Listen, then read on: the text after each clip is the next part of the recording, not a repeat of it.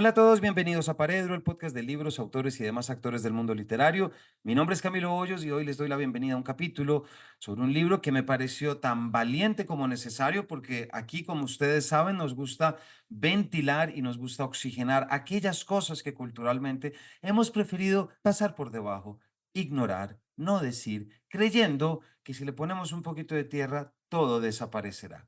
Me refiero al libro Todo este silencio, relatos sobre mi trastorno bipolar, de la autora colombiana Fermina Ponce, quien a lo largo de 130 páginas nos lleva de la mano para conocer lo que es tener una condición de un trastorno bipolar, pero sobre todo llenar la experiencia de palabras, esas mismas palabras que nos permiten comprender, dejar de temer y en muchos casos abrazar, que es una forma de buscar el bienestar. No me canso de repetir en este programa que para mí, y estoy seguro que para muchos de ustedes, la lectura literaria es una de las formas más eficaces de poder llegar al bienestar mental, al bienestar emocional. Por lo tanto, un libro que se concentra en esto y que, como Fermina, utiliza también la poesía para explorar sobre esto y para indagar, tenía que estar acá. Fermina Ponce nació en Bogotá en 1972, es escritora, comunicadora social y periodista con máster en escritura creativa de la Universidad de Salamanca, España, galardonada con el premio Juan Felipe Herrera al mejor libro de poesía de un solo autor de los premios International Latino Book Awards por sus obras Al Desnudo, Mar de Luna y Se llamará Piedra. Sus obras abordan temas universales como la naturaleza humana, sus dualidades, las imperfecciones, el erotismo, la desolación y las condiciones mentales. Debido a su diagnóstico de trastorno bipolar, Fermina se ha convertido en una voz para desmitificar las enfermedades mentales en la comunidad hispana en Estados Unidos. No olviden que este capítulo viene gracias a Droguerías Cruz Verde más cerca de ti. Y este capítulo, como todos los anteriores, ha sido editado por Natalia Latorre. Así que sin mayores preámbulos, bienvenidos. Fermina, en primer lugar, bienvenida a Paredro. Muchas gracias, Camilo. La verdad es que es un honor para mí estar aquí contigo y con todas las personas que escuchan Paredro y te siguen tan fielmente. Muchísimas gracias, Fermina. Agradezco mucho siempre esos mensajes y esas palabras de nuestros invitados, pero debo decir que la satisfacción y el gusto es mutuo porque tú acabas de publicar un libro que se llama Todo este silencio, relatos sobre mi trastorno bipolar, recientemente publicado por la editorial Urano. Y aquí en este programa y en esta casa no nos cansamos de repetir de cómo la lectura literaria es uno de los mejores y más certeros alicientes para procurar un bienestar mental y un bienestar en general, por lo que un libro como el tuyo, que mezcla tus experiencias, que mezcla también tu experiencia poética, porque tú eres poeta, has publicado, digamos que nos abre muchos campos que a mí me interesa muchísimo abrir en este programa, por lo que arranco agradeciéndote por un libro tan valiente como el tuyo, un libro en el que se vuelcas todo lo que está sin tapujos, con dificultades sobre la que nos contarás, pero sobre todo para mostrarnos que la poesía también es esa espada de luz que tantas veces ayuda a caminar. Entonces, Fermina, ¿en qué momento caes tú en cuenta que todo lo que te está pasando tiene que pasar por el papel? Pues fíjate, Camilo, que fue durante la pandemia. Mm, venía yo tratando de buscar proceso de recuperación o estado de recuperación en todas estas crisis que tuve. Em, Solo para entrar un poquito en contexto, cuando nació mi primer hijo hace 20 años, fui diagnosticada con depresión postparto. Esa depresión postparto posteriormente se convirtió en una depresión clínica y hace 12 años fui diagnosticada con trastorno bipolar. Pasé por manos de muchos psiquiatras, 8 psiquiatras para ser exactos, para poder encontrar un tratamiento y una terapia adecuada. Entonces yo venía como recopilando textos y haciendo anotaciones y reflexiones en mis diarios. Y, y durante la pandemia, que pues nos afectó a todos tan brutalmente, y sobre todo en el aspecto mental, me dije, Fermina, yo creo que es momento de sacar esas anotaciones de los diarios y de pronto empezar a crear algo. En ese momento no estaba muy segura de qué era de lo que quería, pero sí quería hacer 3 cosas. Uno, decirle a las personas que estaban, sufriendo alguna condición mental: "No estás solo. Fíjate que aquí estoy yo y yo también te entiendo. Yo me pongo en tus zapatos y tienes un punto de referencia a través del cual puedes sentir empatía o puedes encontrar información que de pronto te sea benéfica". 2, quería normalizar las conversaciones sobre la salud mental. De la misma manera como hablamos de la salud física, me parece tan importante poder hablar de la salud mental. Cuando alguien está en una reunión y dice: "Mira, es que fulanito tiene diabetes", o sea, nadie se sorprende ni nadie dice: "Oh, qué horror, de esto no se habla", o algo por el estilo, pero si alguien dice: "Tengo que ir donde el psiquiatra", enseguida está la etiqueta de: "Estás loco", y de esas cosas no se hablan, no se pueden conversar, porque como dice el dicho: "La ropa sucia se lava en casa", y estas cosas no se deben, conversar públicamente. Y tercero, quería dar una luz de esperanza a las personas y decirles: "No importa si tú tienes un ser querido con síntomas o con una condición mental, o eres tú quien tiene una condición mental o síntomas, con el debido tratamiento, una combinación terapéutica y de pronto de medicamentos, puedes encontrar la recuperación". Y la recuperación en sí misma es la esperanza, ¿no? Que es lo último que se pierde. Entonces, esos fueron, digamos, como los 3 propósitos que me puse en la cabeza cuando empecé a escribir y cuando empecé a volcar lo que tenía en los diarios, como te mencioné, em, en una hoja en blanco, y así nació todo este silencio. Y así comenzó la forma de evitar también todo este silencio, ¿cierto, Fermina? Así fue donde arrancó una Sí. lucha contra la quietud y frente a esa calma chicha que siempre nos supera cuando se trata de hablar de cuestiones mentales.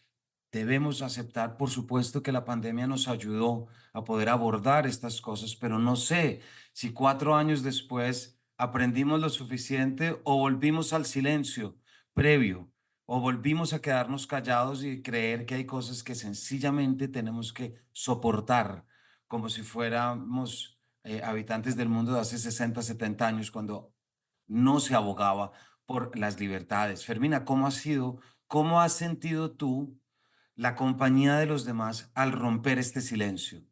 ¿Cómo crees que tu libro ha sido recibido? ¿Cómo has visto el balance? Porque ahorita le vamos a contar a la audiencia lo que nos cuentas. Y no fue fácil, Fermina, me puedo imaginar. Fíjate, Camilo, que tocas un punto muy importante y muy lindo, y es el nombre, el título del libro: Todo este silencio. Todo este silencio, no solamente es el silencio propio de haber callado tanto tiempo, tantas cosas que me estaban sucediendo, sino es el silencio colectivo. Entonces era una necesidad de romper ese silencio y decir: "No más, vamos a hablar claro, vamos a hablar a calzón quitado, sin metáforas, ni eufemismo, ni nada por el estilo, y vamos a hacerlo de una manera, concreta y sencilla para que todo el mundo lo pueda entender y lo pueda digerir". El impacto me ha parecido desde el momento en que salió el libro que el impacto ha sido muy positivo, ha sido muy bien recibido. Fíjate que durante la semana que estuve en Colombia, lanzando el libro, tuve diferentes eventos, y en esos eventos era impresionante, Camilo, que después de yo presentarlo, después de tener los conversatorios, después de hablar, las personas se acercaban, o incluso en la sesión de preguntas y respuestas, las personas empezaban a hablar de sus propias historias. Entonces, una señora, por ejemplo, de 78 años, que fue diagnosticada con trastorno bipolar hace poco, una mamá que hacía poco su hija la habían tenido que internar, y empezaron a abrirse de una manera bellísima, lo cual me dice que el propósito del libro se cumplió, que era como que tejer un puente entre lo que me estaba pasando y lo que potencialmente le podía estar pasando al lector. He recibido comentarios muy lindos sobre el libro y eso me tiene muy, muy contenta. Tengo lectores que todavía me dicen, estoy leyéndolo muy despacio porque es un relato muy duro, es muy, es crudo. Entonces, tienen que gestionar sus propias emociones a medida que van leyendo el libro, ¿no? Hay un comienzo muy duro, termina que ahorita lo vamos a leer un pedacito, pero aunque sea algo que también repetimos mucho y que sabemos, me intriga mucho preguntarte, ¿tú por qué crees que nos reina y nos gobierna este silencio frente a cuestiones que de hablarse traerían mayor bienestar y mayor tranquilidad? ¿Tú cómo te explicas este silencio y esta resistencia? Es decir, ¿es todavía una obsesión con la normalidad como si eso existiera? La verdad, Camilo, es que creo que el silencio viene de la falta de educación. Normalmente, pienso que las personas, cuando no estamos educadas sobre un tema, nos abarca el miedo, ¿no? El miedo a lo desconocido, el miedo a no poder afrontar una conversación legítima, una conversación que cuando hay falta de educación sobre un tema, cuando no conocemos qué es lo que está pasando, nos abarca el miedo. Entonces yo pienso que el miedo está asociado a ese silencio, el miedo a lo desconocido, el miedo a no saber cómo afrontar la conversación, el miedo a, a no poder ponerle nombre a las cosas. Entonces yo creo que ese silencio viene de ahí, viene del desconocimiento y parte de romper ese silencio es educarnos, ¿no? Conocer sobre los temas, conocer sobre las diferentes condiciones, cómo funciona el cerebro, por qué se generan los desbalances químicos en el cerebro, cuáles son las enfermedades que vienen de ahí, cuáles son las influencias sociales que pueden disparar condiciones mentales o las situaciones que pueden disparar estas. Entonces, yo creo que uno es la falta de educación y dos es el miedo a afrontarlo. Al comienzo tú hablas, termina en las primeras páginas y bueno, de hecho hay un capítulo, el capítulo 2 se llama Miedo, ¿verdad? Pero hay y tienes en la introducción al querido lector, que es cuando tú le cuentas, pero hay un comienzo muy tremendo en Contra la pared.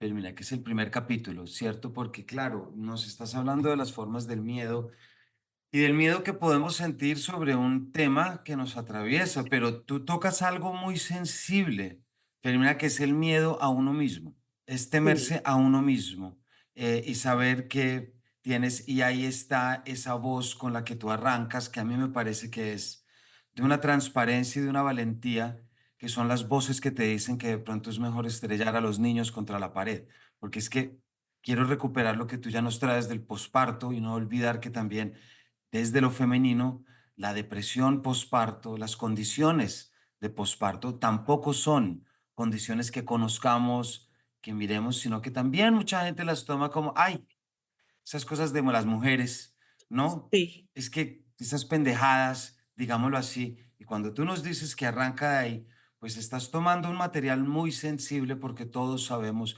quienes hemos sido padres lo que es dos bebés llorando al mismo tiempo y no poder calmar a un bebé.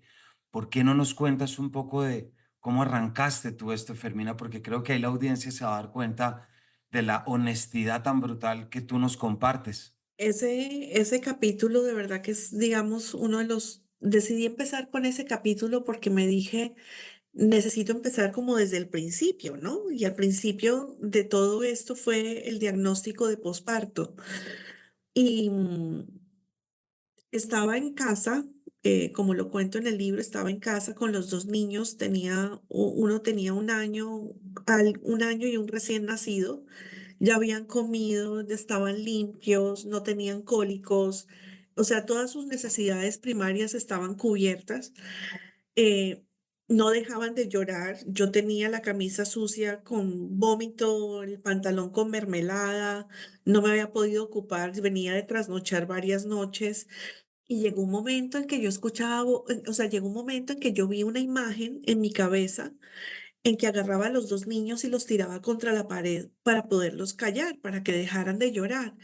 Cuando yo vi eso en mi cabeza, yo dije, algo está muy mal. Y me empezó a dar un miedo profundo de lo que pudiera hacer con los niños. Entonces, lo primero que hice fue ponerlos a salvo, a uno en la cuna y al otro en el corral, y me encerré en un baño con el teléfono. Y en el libro, pues cuento todos los detalles de qué fue lo que sucedió. El miedo a uno mismo es algo brutal porque no sabes hasta qué punto puedes perder la razón en determinado momento. No sabes cómo vas a actuar, no sabes qué es lo que va a suceder. Entonces ahí es cuando tener un sistema de apoyo es tan importante para poder pedir ayuda. Aquí obviamente puedes llamar al 911 y viene la ambulancia y te ayuda, pero también tenía a mi esposo en ese momento, a quien llamé y fue la persona que me calmó mientras todo se iba resolviendo. Pero como dices tú, el miedo a uno mismo es de los miedos más grandes. Fermina, ¿y en qué momento tú arrancas, tú nos empiezas por acá y ya después a lo largo del libro nos cuentas de cuando empiezas a caer en cuenta, también nos cuentas de cuando te internas, de todo, pero hay algo que quiero recuperar y es la relación que tú estableces a lo largo del texto con la escritura y evidentemente con la escritura del libro, obviamente, pero con esos fragmentos que tú nos cuentas que trajiste y cuando empiezan todos esos fragmentos, por ejemplo, de septiembre del 2019, septiembre del 2018, que son absolutamente poéticos. Y de hecho, quiero leer un fragmento que es el que tú lees, el que tú escribes. Esto está en el capítulo Días monocromáticos, en la que tú escribes acerca de las confundidas paredes de tu mente, como nos lo pones. Estas paredes mustias, indomables, robadoras de mi paz mientras me acurruco en lo que queda de mi cordura, mi todo los llama y no me escuchan.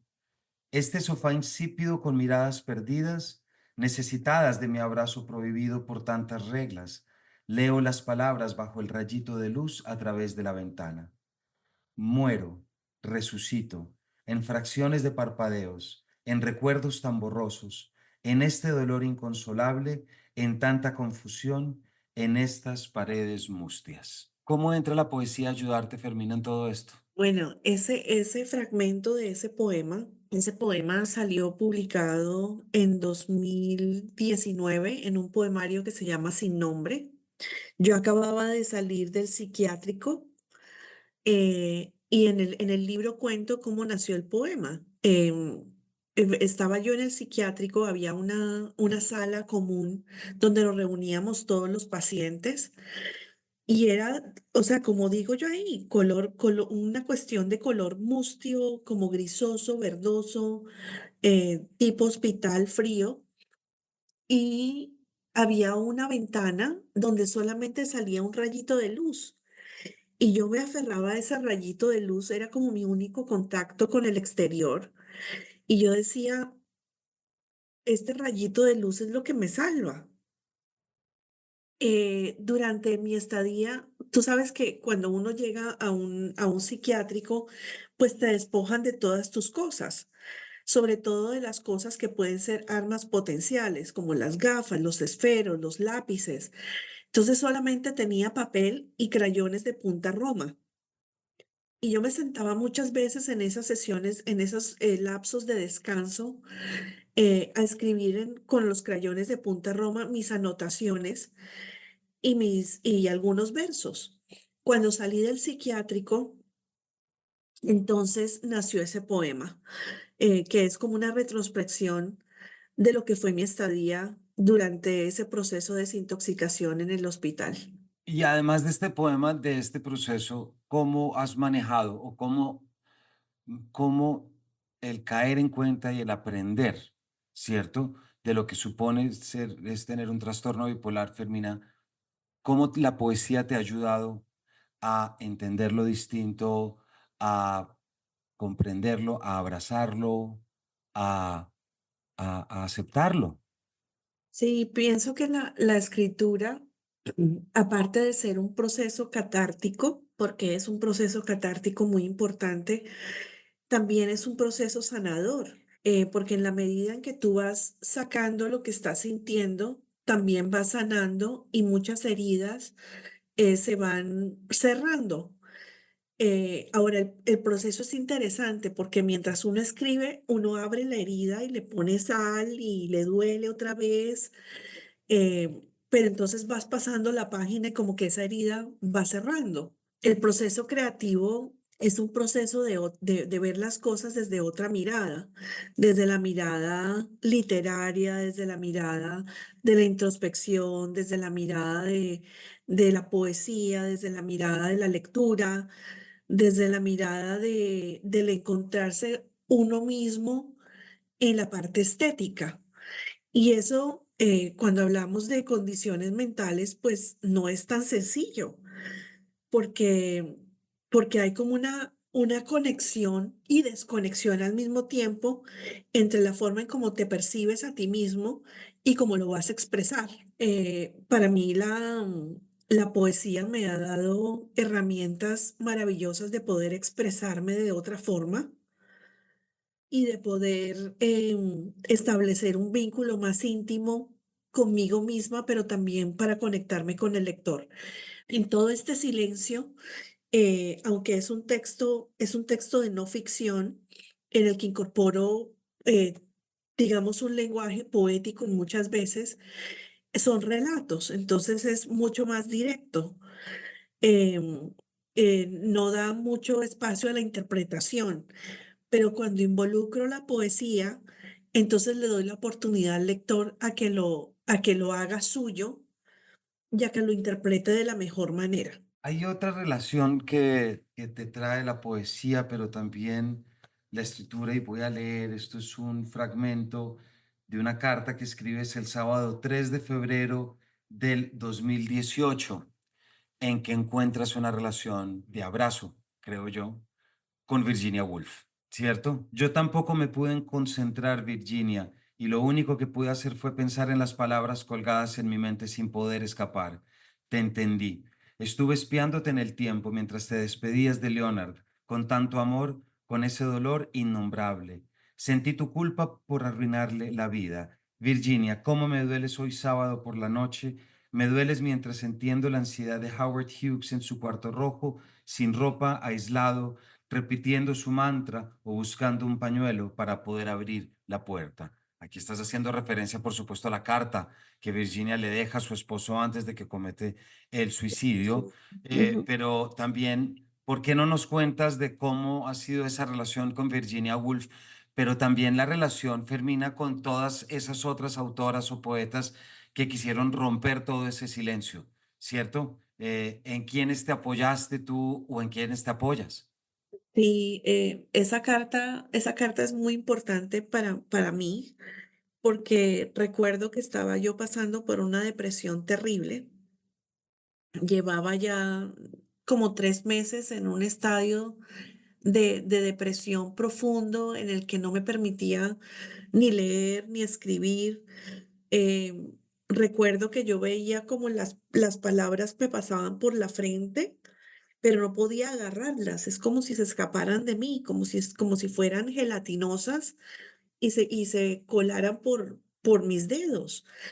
Entonces yo decía, ¿por qué no puedo? ¿Por qué no puedo plasmar lo que necesito decir? Entonces recordé en varias biografías que he leído de Virginia Woolf, que a ella le sucedía lo mismo cuando estaba en en crisis de depresión. Ella sufría de depresión maníaca o trastorno bipolar también. Y ella hablaba también de las palabras colgadas. Y yo decía, ay, tengo algo en común con ella y la entiendo perfecto. Entonces nació esa carta como una necesidad de decirle, ojalá estuvieras aquí ahora que yo tengo ansiolíticos y estabilizadores de estado de ánimo y antidepresivos, seguramente estarías tú sin las piedras en los bolsillos. Y fue una manera también de decirle, te entiendo, no te juzgo, te comprendo perfectamente y sé por qué hiciste lo que hiciste. También fue una manera de validar su culpa, la culpa de arruinarle la vida a Leonard, como yo sentí muchas veces que le estaba arruinando la vida a mi esposo. Tener a alguien que te cuida constantemente y que tú no puedes ser o estar de una manera eh, coherente genera muchísima culpa. Entonces, esa carta también era una validación de la culpa. Entonces, esa carta significa muchísimo, pero también me he apoyado en, en escritoras, por ejemplo, como Piedad Bonet, con su libro Lo que no tiene nombre, con Rosa Montero, con Catalina Gallo, que también sé que estuvo aquí. Em, y, y bueno, en este momento no recuerdo el nombre de una escritora norteamericana que menciono en el libro, además, pero en este momento no recuerdo su nombre, que también a través de su diagnóstico de trastorno bipolar y de condición mental me ayudó a ver la luz en muchos aspectos. Entonces, esas, digamos, han sido como mis referencias en esta búsqueda de entender cómo funciona la creatividad, cómo funciona la condición mental y la literatura, para poder nutrirme y para haber podido escribir todo este silencio. Para la audiencia, recuerden que estamos hablando con Fermina Ponce, amiga de la casa, este estupendo libro que tanto recomendamos, Todo este silencio, relatos sobre mi trastorno bipolar, publicado por Editorial Urano. Y no olviden que este capítulo viene gracias a Droguerías Cruz Verde más cerca de ti. Y bueno, y hablando de este tema, sí que es un lugar en el que pueden saber que está esa ayuda. Fermina, cierto que está la gran palabra y por la que tú comienzas, que es ayuda. Es posible ayudar, es posible pedir ayuda y toda la ayuda viene cargada de palabras que nos permiten entender realidades que parecen muy lejanas y muy delirantes, pero que forman parte de nuestra condición. Y en esto quiero tomar un nombre que acabas de decir porque quiero traer esa importancia de empezar a hablar sobre las cosas. Y ahí está Catalina Gallo, que efectivamente pasó por aquí y hablamos con ella em, hace un par de meses, creo que fue debió haber sido en julio, me parece que estuvimos en este capítulo con ella y con Maribel también. Y quiero recuperar esos primeros textos que empieza a escribir Catalina y cómo Catalina también está dentro de tu libro. Hay un diálogo al final con ella y creo que aquí la amistad, las amigas y lo femenino cumple una labor muy importante, Fermina. Y fíjate que esa relación nació a partir de los libros. Catalina publicó ya hace varios años un libro que se llama Mi bipolaridad y sus maremotos. Mi papá me lo trajo a los Estados Unidos desde Bogotá y yo lo empecé a leer con una voracidad y con una necesidad de entender y comprender qué era lo que me estaba pasando. Cuando terminé de leer el libro, sentí un alivio impresionante. Yo necesito decirle a Catalina Gallo, a la autora, gracias, gracias por haberse atrevido a hablar sobre esto. Gracias por haberse atrevido a decir en sus propias palabras y a través de su experiencia, hay otras personas como yo. Entonces la contacté por las redes y le mandé una nota y le dije, Catalina, muchísimas gracias por haber escrito su libro. Sin este libro yo no podría entender mucho más sobre mi diagnóstico y es algo que aprecio y valoro profundamente. No me esperaba una respuesta, pero Catalina me respondió a ese mensaje y así empezó una correspondencia entre ella y yo que poco a poco se fue convirtiendo en una amistad. Y es una amistad muy linda porque nos hemos acompañado en las duras y en las maduras. Tanto ella cuando ha pasado por sus crisis como yo he pasado con mis crisis. Y parte de esa correspondencia, de esa relación epistolar, pues está en el libro. Yo quise incluir en el libro, uno, de agradecimiento, pero dos también para mostrar la importancia de un círculo de apoyo, no solamente en lo femenino en mi caso, sino cuando lo necesitas, en caso de estar en una crisis. Entonces fue algo muy lindo. A partir de esa amistad han salido muchas ideas también. Inicialmente pensamos las dos con nuestro diagnóstico que queríamos formar una fundación, pero después dijimos, no, una fundación, eso es un montón de papeleo y cosas, que jartera, no nos queremos meter en eso. Mejor, ¿por qué no hacemos algo a partir de de nuestra expertise, que es la comunicación? Y así nacieron los talleres de Conversemos, que son unos talleres em, de escritura expresiva. Entonces, a través de la escritura, lo que buscamos es que la persona que de pronto que participe se conecte con sus emociones, pero también se conecte con su relación sobre la salud mental, la relación que tiene sobre la salud mental. Catalina lo hizo por un tiempo, después creo que paró, yo lo he seguido haciendo y de hecho hoy día trabajo para una organización sin ánimo de lucro que se llama NAMI, que es la Alianza Nacional en Enfermedades Mentales, y les gustó tanto los talleres que los implementamos. Entonces, yo estoy constantemente dando esos talleres de Conversemos y a la gente les encanta porque yo uso, por ejemplo, frases o lecturas de textos o poemas como iniciadores de la conversación y luego la gente se deja llevar en sus emociones. Camilo, es impresionante, pero todo el mundo llora. Entonces, es como una necesidad de sacar, de catarsis otra vez, de sanar y la gente sale muy contenta porque terminan con una pieza pequeña, puede ser 3 versos, un párrafo o un poema, mm, con cosas que quizás verbalmente no hubieran podido comunicar, pero que a través de la escritura les fue mucho más fácil. Yo estos talleres los contextualizo un poco con el concepto de arte de kintsugi. Como sabes, el kintsugi es reparar lo roto en oro. Es un arte japonesa milenaria preciosísima. Entonces, les hablo un poquito sobre el arte y sobre la importancia de entender cuál es el valor de las cicatrices en nosotros, no solamente cicatrices físicas, sino también cicatrices emocionales. Y al hacer esta contextualización, el participante como que enseguida entiende que puede hablar sobre lo que le haya pasado, ya sea porque se esté recuperando de un cáncer o porque tenga una condición mental o una condición crónica.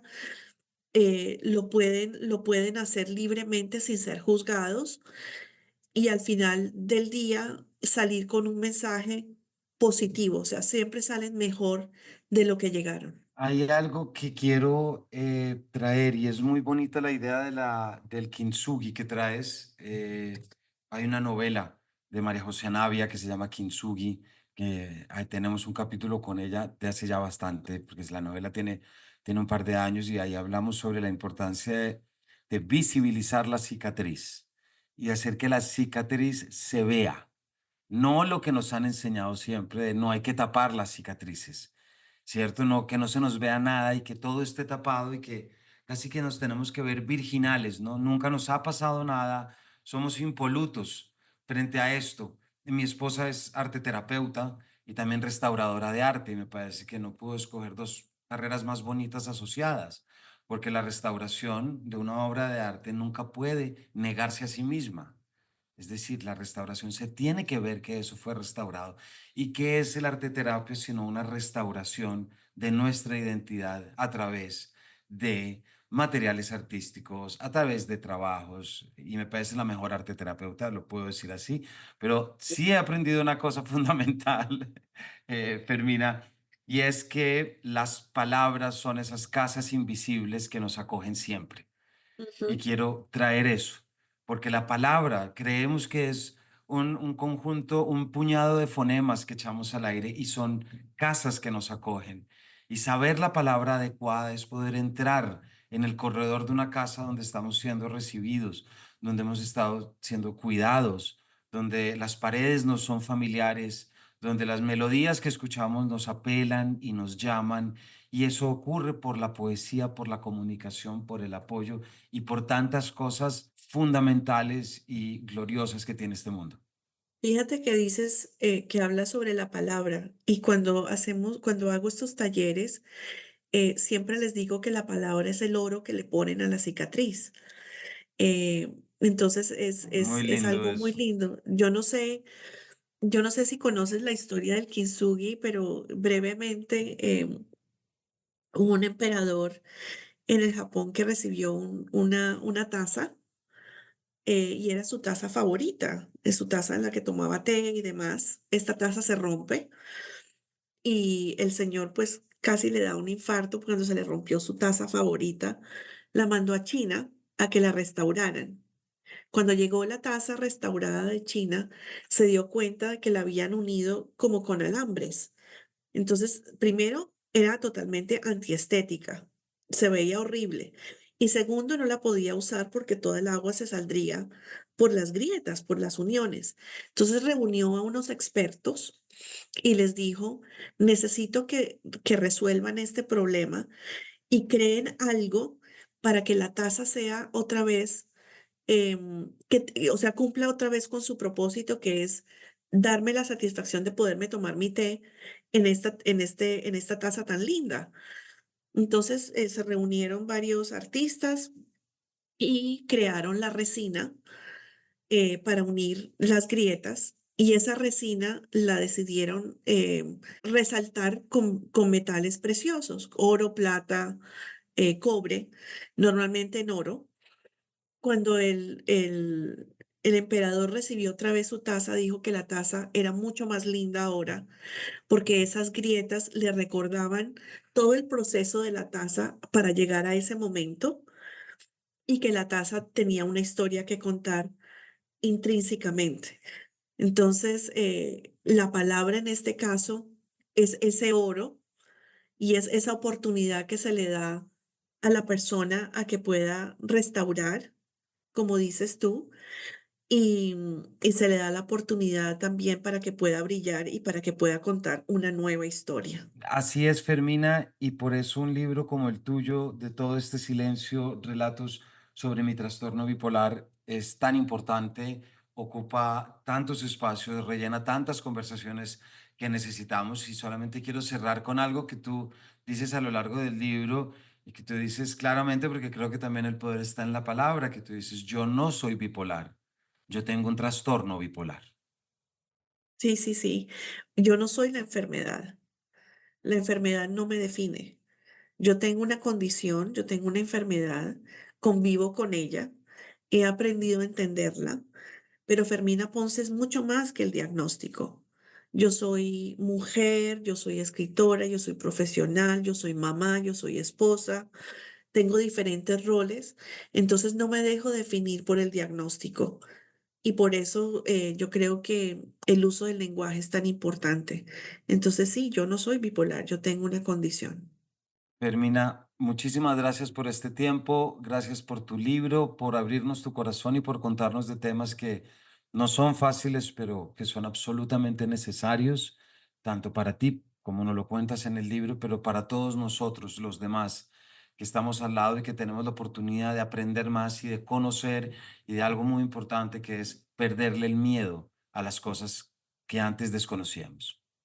Muchas gracias a ti, Camilo. De verdad que ha sido un rato súper agradable conversando contigo y espero que los lectores disfruten el libro y bueno, encuentren una conexión importante con él.